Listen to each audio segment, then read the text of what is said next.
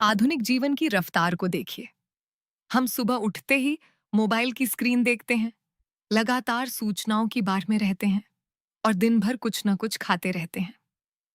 सुबह का नाश्ता, फिर कुछ हल्का फुल्का, फिर चाय, फिर कॉफी, फिर रात का भारी खाना और उसके बाद भी देर रात तक कुछ चबाने की आदत।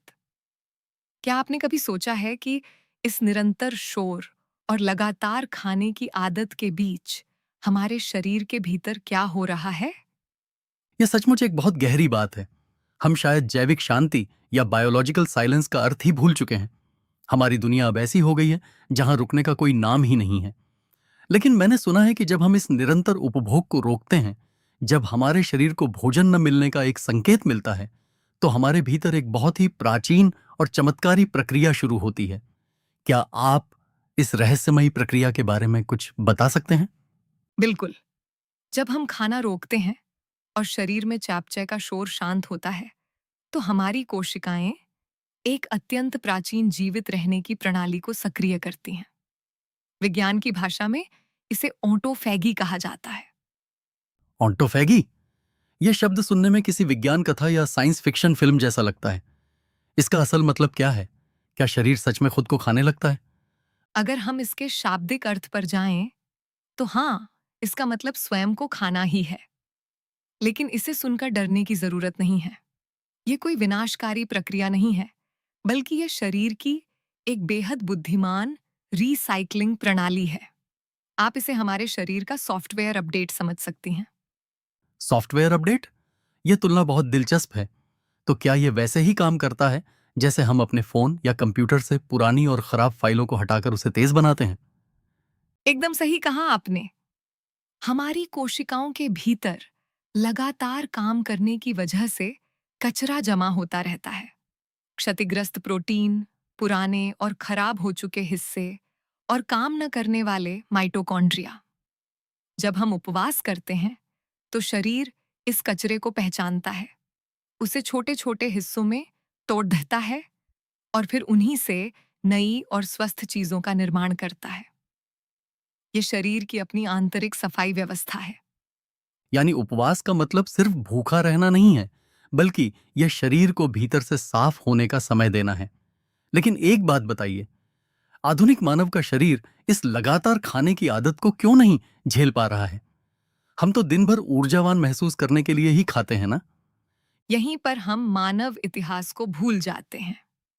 मानव सभ्यता के अधिकांश हिस्से में भोजन हमेशा उपलब्ध नहीं था। हमारे पूर्वज शिकार करते थे, जंगलों में घूमते थे। कभी उन्हें दावत मिलती थी, तो कभी कई दिनों तक उपवास करना पिढ़ता था। हमारा शरीर इसी चक्र के लिए बना है, कभी प्रचुरता तो कभी कमी। लेकिन आज के समय में, जहां चौबीसों घंटे खाना उपलब्ध है, शरीर को कभी आराम का वह संकेत नहीं मिलता। इसका मतलब है कि लगातार खाने से हम शरीर को उस मरम्मत मोड में जाने ही नहीं देते। हम हमेशा विकास या स्टोरेज मोड में रहते हैं। बिल्कुल। जब शरीर में लगातार इंसुलिन का स्तर बढ़ा रहता है, तो शरीर केवल चीजों को जमा करने और बढ़ाने पर ध्यान देता है। लेकिन जब हम उपवास करते हैं, तो इंसुलिन का स्तर गिरता है। शरीर को संदेश मिलता है कि बाहर से संसाधन नहीं आ रहे हैं, अब अपनी ऊर्जा को समझदारी से इस्तेमाल करो और अंदर की मरम्मत करो। यही वह समय है जब ऑटोफैगी अपने चरम पर होती है। यह तो बहुत ही अद्भुत है। मैंने माइटोकॉन्ड्रिया के बारे में भी बहुत सुना है, जिसे कोशिका का पावर हाउस कहा जाता है। क्या उपवास का असर उन पर भी पड़ जाता है? हाँ, और यह ऑटोफैगी का सबसे महत्वपूर्ण हिस्सा है, जिसे माइटोफैगी कहते हैं। समय के साथ तनाव और खराब जीवन शैली के कारण हमारे कुछ माइटोकॉन्ड्रिया कमजोर और खराब हो जाते हैं। शरीर इन खराब माइटोकॉन्ड्रिया को चुन चुन कर नष्ट कर देता है। यह तो बिल्कुल वैसा ही है जैसे किसी पेड्ढा की सूखी और कमजोर टहनियों को काट देना, ताकि पेड्ढी और भी मजबूती से बेरहट सके और नई पत्तियां आ सकें।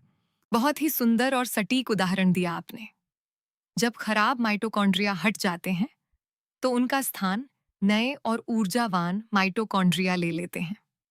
इससे हमारी समग्र ऊर्जा, हमारी उम्र, बढ़ने की प्रक्रिया और बीमारियों से लट देने की क्षमता पर बहुत गहरा और सकारात्मक प्रभाव देता है। शायद यही कारण है कि जो लोग सही तरीके से उपवास करते हैं वे अक्सर कहते हैं कि उनका दिमाग बहुत साफ और शांत महसूस करता है। मैंने कई लोगों से सुना है कि उपवास के दौरान उनका ब्रेन फॉग या दिमागी धुंधलापन गायब हो जाता है। क्या इसके पीछे भी कोई वैज्ञानिक कारण है? हाँ, इसके पीछे कई वैज्ञानिक कारण हैं। जब हम उपवास करते हैं तो शरीर ऊर्जा के लिए ग्लूकोज की जगह कीटोन्स का निर्माण करने लगता है। हमारा दिमाग कीटोन्स को ऊर्जा के रूप में बहुत पसंद करता है। इसके अलावा उपवास से शरीर में सूजन कम होती है और दिमाग में नई कोशिकाओं के निर्माण को बढ़ावा देने वाले रसायन बढ़ते हैं। लेकिन यहाँ एक बहुत ही महत्वपूर्ण बात समझनी होगी। कैसी बात?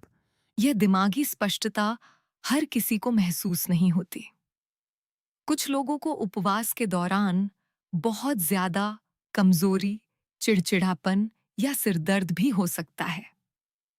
उपवास कोई जादू की छद्म नहीं है जो हर शरीर पर एक जैसा काम करे। बच्चों, गर्भवती महिलाओं या किसी गंभीर बीमारी से जूझ रहे लोगों को बिना डॉक्टर की सलाह के उपवास बिल्कुल नहीं करना चाहिए। ये बातचीत केवल जागरूकता के लिए है, कोई चिकित्सा सलाह नहीं।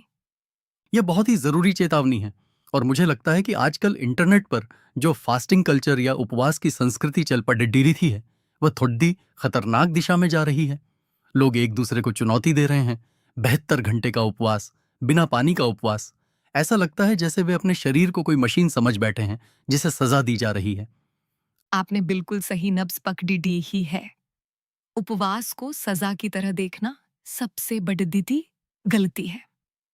ऑटोफैगी एक अनुकूलन की प्रक्रिया है, आत्मविनाश की नहीं। इंटरनेट पर लोग सोचते हैं कि अगर थोड़ा उपवास अच्छा है तो बहुत ज्यादा उपवास और भी अच्छा होगा। यह सोच शरीर को भारी तनाव में डाल देती है। हाँ, अगर उपवास करने से आपकी नींद खराब हो रही है, आपके बाल झड़िया के रहे हैं, आप हर समय चिढ़े चिढ़े रहते हैं या आपको बहुत ज्यादा घबराहट हो रही है, तो इसका मतलब है कि शरीर कह रहा है रुक जाओ, ये मेरे लिए बहुत ज्यादा है। बिल्कुल सही। हमें यह समझना होगा कि भारत और एशिया की पारंपरिक संस्कृतियों में उपवास का हमेशा से एक विशेष स्थान रहा है। लेकिन वह उपवास बहुत ही संतुलित होता था। वह त्योहारों, ऋतुओं और एक सहज लय से जुड़ा था। उसमें सादगी थी, अनुशासन था और सबसे बड़ी बात, उसमें शरीर के प्रति एक सम्मान था। सही कहा। हमारी दादी नानी अक्सर कहती थीं कि सूरज ढलने के बाद भारी खाना नहीं खाना चाहिए। वे इसे विज्ञान का नाम नहीं देती थीं, लेकिन अनजाने में वे हमारे शरीर के जैविक चक्र या सर्केडियन रिदम का ही पालन कर रही थीं। लेकिन आज का इंटरनेट हमें शरीर की सुनने के बजाय गधी गधी देखकर भूखा रहना सिखा रहा है। और यही कारण है कि भविष्य का स्वास्थ्य विज्ञान अंधेरे में तीर चलाने जैसा नहीं होगा। भविष्य में उपवास पूरी तरह से व्यक्तिगत होगा। स्मार्ट उपकरण और एआई तकनीक हमें यह समझने में मदद करेंगे कि हमारे शरीर को किस दिन उपवास की जरूरत है और किस दिन नहीं। क्या आप ऑक्सीजन हेल्थ इंटेलिजेंस जैसे स्मार्ट उपकरणों की बात कर रहे हैं? वे किस तरह से इस प्रक्रिया को बदल सकते हैं? बिल्कुल। एक स्मार्ट अंगूठी या उपकरण आपके शरीर के कई संकेतों को पीएरएच सकता है। वह आपकी नींद की गुणवत्ता, आपके हृदय की गति की परिवर्तनशीलता, जिसे एचआरवी कहते हैं, और आपके तनाव के स्तर को मापता है।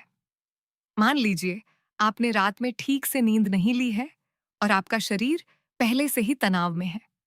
ऐसे में उपवास करना शरीर पर एक अतिरिक्त बोझ डालना होगा। यानी भविष्य में हमारा स्मार्ट उपकरण हमें बता सकेगा कि आज आपके शरीर की रिकवरी कम है, इसीलिए आज उपवास मत कीजिए, बल्कि अच्छा और पौष्टिक खाना खाइए। यह तो स्वास्थ्य को देखने का नजरिया ही बदल देगा। यही तो मेटाबॉलिक इंटेलिजेंस है। सवाल ये नहीं है कि कितने घंटे उपवास करना सबसे अच्छा है। असली सवाल यह है कि आपके शरीर के लिए आज के दिन कौन सी लय सबसे सुरक्षित और टिकाऊ है।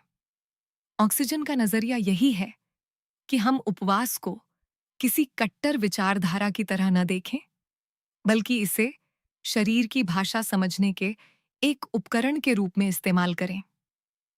यह बहुत ही गहरी बात है। अगर हम अपनी आज की इस पूरी बातचीत को समेटें तो मुझे लगता है कि आधुनिक सभ्यता ने हमें खालीपन से डरना सिखा दिया है। अगर हमारा पेट खाली है तो हमें डर लगता है। अगर हमारा समय खाली है तो हम तुरंत मोबाइल निकाल लेते हैं। हम हर खाली जगह को भरना चाहते हैं। और यही हमारी सबसे बीडीडीडी भूल है। जीव विज्ञान हमें सिखाता है कि कभी-कभी रणनीतिक खालीपन बहुत जरूरी है। शरीर केवल निर्माण नहीं करता, वह पुरानी चीजों को हटाता भी है, उनकी मरम्मत भी करता है। हमेशा ज्यादा खाना, ज्यादा काम करना, ज्यादा सूचनाएं लेना ही स्वास्थ्य की कुंजी नहीं है। कभी कभी असली हीलिंग या उपचार तब शुरू होता है जब बाहर का शोर और भीतर का उपभोग अंततः शांत हो जाता है। ऑटोफैगी हमें यही याद दिलाती है कि विनाश और निर्माण एक ही सिक्के के दो पहलू हैं। बिल्कुल। और शायद यही हमारे शरीर का असली सॉफ्टवेयर अपडेट है। पुराने नुकसान को पहचानना, अनावश्यक कचरे को हटाना, अपनी ऊर्जा को बेहतर तरीके से व्यवस्थित करना और खुद को फिर से एक नई शुरुआत के लिए तैयार करना। लेकिन यह सब एक सुरक्षित और समझदारी भरे माहौल में होना चाहिए। मुझे यकीन है कि आज की इस बातचीत ने हमारे सुनने वालों को अपने शरीर और अपनी आदतों के बारे में गहराई से सोचने पर मजबूर कर दिया होगा। अगली बार जब आप बिना भूख के कुछ खाने के लिए हाथ बढ़ाएं तो एक पल के लिए रुकें और सोचें, क्या मेरे शरीर को अभी भोजन की जरूरत है या उसे थोड़ी सी शांति चाहिए। अपने शरीर के संकेतों को सुनना ही सबसे बड़ी डिद्धा विज्ञान है। आज की इस शानदार और ज्ञानवर्धक चर्चा के लिए आपका बहुत बहुत धन्यवाद। हम अगले एपिसोड में चयापचय के लचीलेपन और शरीर की रिकवरी के बारे में और भी गहराई से बात करेंगे। तब तक के लिए इस निरंतर उपभोग की दुनिया में थोड़ा सा विराम लीजिए और अपने भीतर की उस खामोशी को महसूस कीजिए जहां से असली सेहत की शुरुआत होती है।